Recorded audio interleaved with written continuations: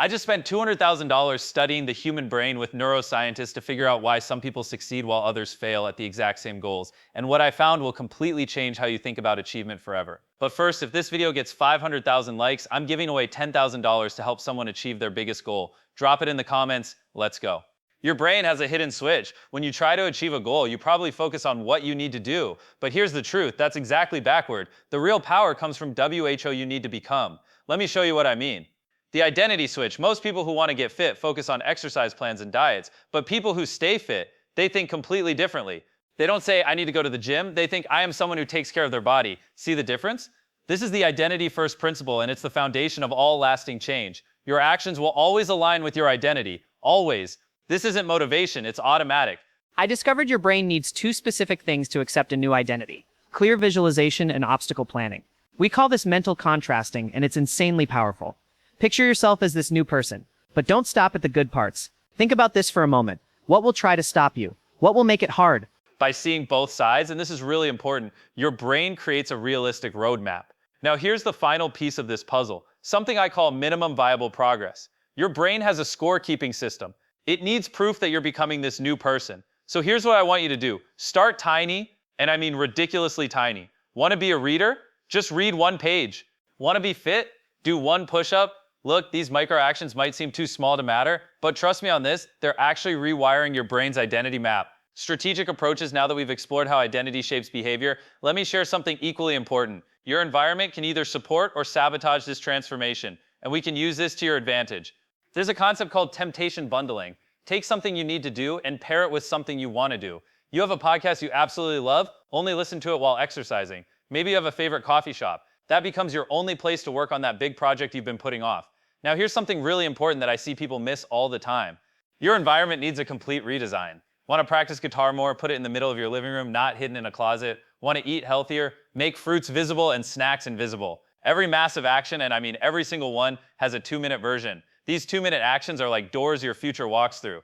Once you start, continuing is exponentially easier than starting. And look, this isn't about willpower or motivation. It's about making success the path of least resistance. Your environment should make the right thing easy and the wrong thing hard. Psychological leverage. While environment shapes behavior, understanding how your brain processes loss and commitment reveals an even deeper layer of psychological power. Your brain has this really interesting glitch.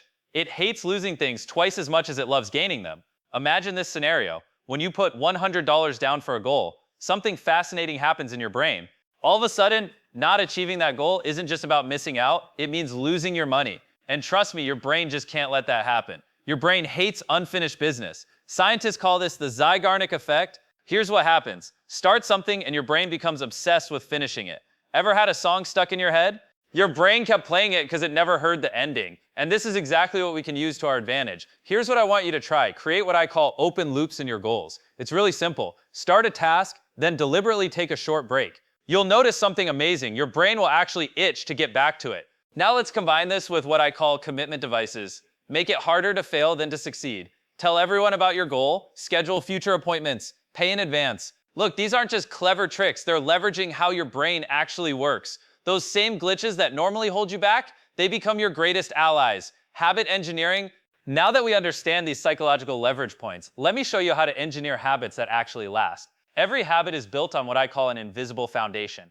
Think about it. You already have dozens of rock-solid habits you do without even thinking. These existing habits, they're your foundation for building anything new.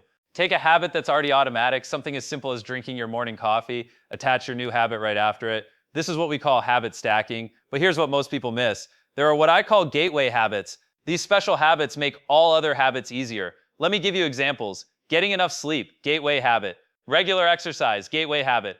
These habits don't just improve one thing, they literally upgrade your entire system. Remove every piece of friction between you and your new habit. Want to eat better? Pre-cut fruits and put them at eye level in your fridge. Think of your willpower like a battery. It drains with every decision you make. Make your habits need zero willpower. Habits aren't about motivation, they're about making the right thing automatic. Stack them on existing habits. Start with gateway habits. Remove all friction. Motivation mastery. Having built our foundation of habits, let's look at the deeper mechanics of motivation itself. Motivation has what I call a secret structure. When you understand how it works, you'll never struggle with it again. Hopefully your brain doesn't actually care about the future. What it really wants are rewards now. Motivation is like building a bridge. On one side is where you are now. On the other is your future goal. Every single time you take action, you're building this bridge. You need to feel the future in the present. I call this dopamine scheduling.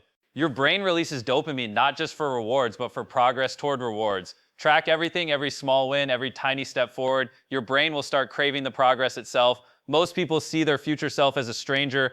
Try writing a letter from your future self thanking you for what you're doing now. Look, this isn't just some visualization exercise. What you're actually doing is rewiring your brain's reward system.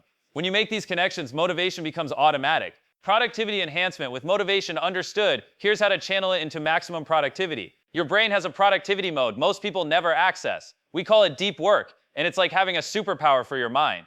Think about the last time you were so focused that time just disappeared. That's not a happy accident. That's your brain operating at its true capacity. Deep work isn't about working harder. It's about working smarter. Did you know your brain takes about 23 minutes to reach full focus? Every single interruption resets this clock.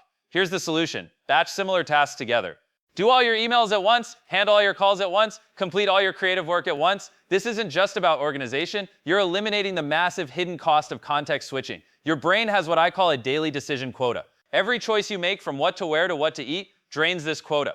This is why the most successful people simplify repeating decisions. Same breakfast, same work clothes, same routine. True productivity isn't about cramming more things into your day. It's about doing the right things with complete focus. Batch your tasks, minimize decisions, give your brain space for deep work. Signative tools, your mind needs specialized tools to truly excel. Right now, your mind is trying to do too many jobs at once.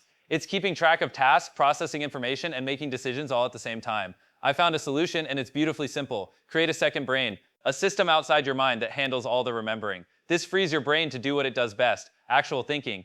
When you write things down, your brain stops trying to hold on to them. It's like closing unnecessary tabs in your mental browser.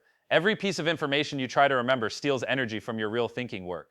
But watch what happens when you create a reliable external system. Your brain knows everything important is safely captured. Now it can finally focus on solving problems and generating brilliant ideas. Here's a life-changing practice I call the clarity pause. Empty your mind onto paper, every task, idea, and concern. Watch how quickly overthinking disappears when your mind knows everything is safely stored.